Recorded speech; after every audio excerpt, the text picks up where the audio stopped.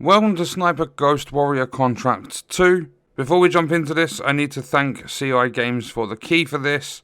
I was able to grab a key off them to play the game on Steam. And this is going to be a review, however I know a lot of you are going to disagree because I literally played one mission. But the only reason I'm classing this as a review based on one mission is because I've done it all before. This game plays exactly the same way the first game played. And before we jump into this video, make sure you are subbed to the channel, turn notifications on, and if you want to support me as a creator, there are channel memberships, Patreon, and a merch store you guys can take a look at in the description. Remember, all of that stuff is optional, and without further ado, let's jump into it. And what we're going to do is jump into the nitty-gritty, all the details and stuff about the game. So to start off with, PlayStation's version of the game got delayed due to unforeseen technical issues. I don't know when that's actually going to be released. The Xbox Series X and S are also having issues, because the game is supposedly optimized for both the Series S and X. And when played on the Series X, it will benefit from higher resolution and enhanced visuals. However, as seen in this image, they are aware of an FPS issue on Xbox and the team is working hard to fix it, and they hoped to have an update soon. I don't know if this has been fixed. They say apologies for any inconvenience caused, and then someone replied to them and said that the FPS is horrible on the Series X and they can't play the game in that state. I was playing on PC, so the Xbox info and images were provided by Sean, a friend of the channel, so thank you to Sean for sharing this with me, because this is all important stuff within the game. They also sent another reply to someone saying they are happy to confirm that on Series X the game will run at 60 FPS once they fix the current issue. But not only that, there was a storefront issue. The game is £35, so $40 for the standard edition and $50 for one that comes with skin packs.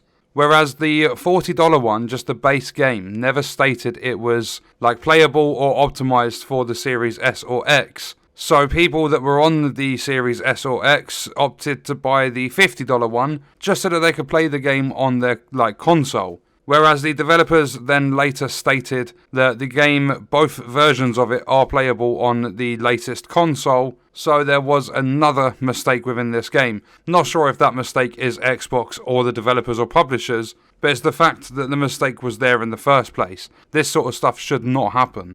I also want to point out that this game is £35 on Steam, and there is a DLC for a couple of weapons or something for a streamer called Shroud, and the DLC is the most expensive one for the game, and it actually costs 20% of the price of the game itself. And at the time of me having a look at all the stuff, there was literally one review for the DLC which simply asked where the gun actually is. So this person's bought the DLC and they found no way to actually use the gun in game. But this DLC is £7 something, and all the others are £2 to £5 or something.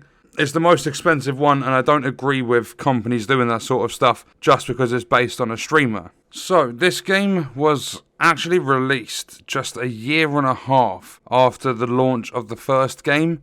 And just by playing even the first level, you can tell they've cut so many corners. The UI and literally the menu design and layout is exactly the same as the first game. However, the game, from what I did play, was good.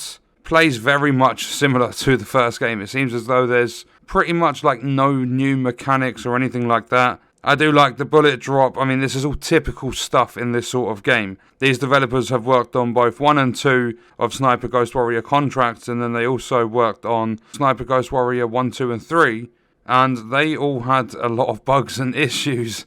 I saw a lot of people say Sniper Ghost Warrior 3, they were unable to advance in the game. There were a lot of progression blockers and bugs that would get the player stuck. I never noticed that in the first mission, but I don't know if any of the other areas will have bugs and stuff like that. But the bullet drop, the long distances you get to pop heads from 1200 plus meters, it's just satisfying if you like that sniper sort of gameplay. There are a few cool features on the game. Alongside the realism, you can access being interrogation of enemies to find their allies and stuff. But one thing I noticed they missed is the ability to take down from water. I feel it's something that would have added to the immersion of the game and would have been really cool. There was a cave part, and I got to this bit where there's some tiny little I'm going to say little jetty ledge sort of thing. and there was a soldier standing on there facing away from where you would be swimming. And I've tried sort of, if you put yourself in this sort of situation, you're going to want to kind of like jump up, grab him by the legs, pull him into the water, and then like slice his neck underneath the water or something, like slice his throat. But none of that was an option. I actually had to swim to the side, stand up, and just shoot him in the head with a pistol. So I feel there are some things, especially like that's a default thing in the game. It is laid out to have that situation, that scenario happen. And there was nothing in there to get that sense of, oh my god, I've actually just pulled this guy off this little ledge that he's standing on, sliced his throat underwater. Like, that would have been so cool to do. But they missed the mark, they missed the opportunity. I also like in this game how you can turn the blood and gore off, which is helpful, especially for content creators. I don't know if YouTube would accept putting it up, because you literally do explode heads if you have the blood and gore on. So I turned it off, and I mean, it kind of, like, they could have taken all the blood and stuff out of it, but still had the cool shots. I feel the kill cam, like the bullet cam, was quite bare bones when you have the blood and gore off, because you literally, there's no trail to the bullet or anything like that. You literally just see the bullet fly through the air, and then it hits the enemy. Like, you see it kind of, it doesn't even really go through their head. You kind of just see the bullet, like, hit them from one side, and then you just see it the other side. There's literally no visual indication when you have the blood and gore off, and I feel they could have done it a little bit more detailed. However, when you have the blood and gore on, so people that wouldn't be creating content and stuff, I mean, it might be allowed, but just to stay on the safe side of things, for those players that don't create content and stuff like that, if you have the blood and gore on, then it gets very, very in-depth. It gets very bloody, very gory, to the point where you will literally see heads splatter. And they do a very, very good job with that from what I've seen. So the setting in the first mission, really nice, kind of like this desert sort of sandy, rocky sort of area. The area and level design feels decent, with some very, very good vantage points in the first location. One of them being you're sat like 1,100 meters away from a port. You can just use your binoculars, mark up all the enemies, and then just go popping heads once you've taken down the leader, the person you need to take down for the contract. The game will give you several contracts or challenges to take on in each location, so you don't just have to go in, kill one bad guy, be done. There are 4 difficulties in the game, ranging from the game holding your hand and putting a red dot exactly where your bullet will land, which is how I played. And that goes all the way up to you having to literally judge wind speed, wind direction, distance to target, all that sort of stuff. So it gets very, very realistic. And alongside judgment of your shots, you'll also have to consider your stamina for holding your breath. And on the first difficulty, your health will regen fully in this game. So there's no worrying about your health and stuff. And it comes back fairly quick. However, I don't think that's an option in the higher difficulties. So it will definitely add to the realistic side of the game. There are lots of save points in this game, which is very good, as the game does rely on auto-saving. There's no way to manually save it. But when it does save, and a few times here and there through general gameplay, the frames will drop, even running a Ryzen 7 3700X and an RTX 2070 Super. So optimization could use a little bit of tweaking. I feel it's almost at the perfect stage, but there was just a few areas in the first mission alone that had quite poor optimization. So just to wrap the video up with a little conclusion, I did enjoy the time I played. I will probably come back to this game just to chill and pop some heads. And if I'm not recording, then I'll turn the blood and gore on just to experience it. Probably up my difficulty, or like I might go back and replay a contract and turn the difficulty up just to get that better sense of realism. So if you like this sort of game, the stealthy tactical approach, having to actually pay attention and take your time with shots, I mean, it's possibly going to be worth picking up, as it is fun and chill at the same time. And then there's some missions that will require short range, some will require long distance loadouts, so you have to change your loadout for each of the missions. Plus, another feature I really like from these games is the fact that you can exfil after completing a single contract. So with the, for an example, with the vantage point I had to take over the port and kill the leader, I started wiping out enemies after, and there are like a couple of side objectives you can do, like you'll get extra money if you take out the first guy with an explosion or something like that. Once you have completed a couple of the contracts, you can just go and exfil.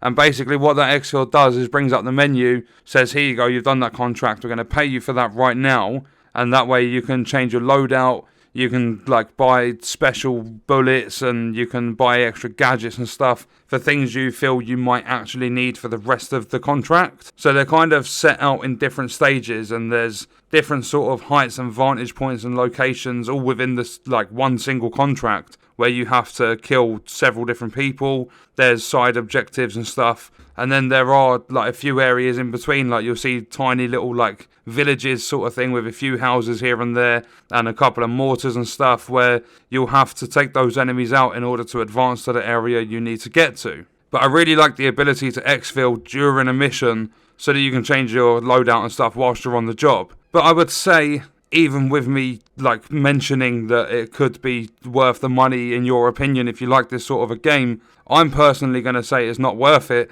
I don't recommend it for the price tag it's got. I would say pick it up on quite a big sale. The game is not worth £35 for what it is, considering, in my opinion, it literally just feels like a location DLC for the first game. There's no like new mechanics that stand out. As I said, the menu design and everything is literally just copy-paste from the first game, so I feel they could have released it for like a £15 DLC for the first game. And especially with it releasing literally 18 months after the launch of the first game, I don't feel they've put anywhere near as much effort into the game as what they could have done. But that's my personal opinion. That doesn't take away from the game being good. But you also need to remember, I only played the first mission. If you buy it, you go play missions like, well, you go to the areas like 3, 4, 5, that sort of thing, you could experience really bad bugs and stuff. I don't know that far into the game, but I'm judging it off the first one because it just simply feels like copy-paste. They've literally just taken everything from the first game, changed a few things around here and there, put it in a different setting, and just given you different contracts. That's all it feels like. So I'm going to say that it costs over double what the game feels like it's actually worth. In my opinion, I feel even being sold as a standalone game from the first one, I feel it's only worth about £15. I don't think it's actually worth anything near the £35 price tag, just because it literally feels like a DLC. They haven't changed enough for this to stand out as its own game. But that's based on my opinion and how I feel based on my playtime. As I said, I might return. I don't know, might be able to pop off like a 1500, maybe a 2000 meter sort of headshot, and it might look really good. So you might get to see general gameplay and stuff on the channel. I'm not saying anything for definite. I don't know what I will do with the game, but it was fun for what I played. However, I don't feel it's worth the money. And on that note, we're going to leave the video there. Let me know your thoughts and stuff in the comments, and I'll see you in the next one. I hope you guys enjoyed it.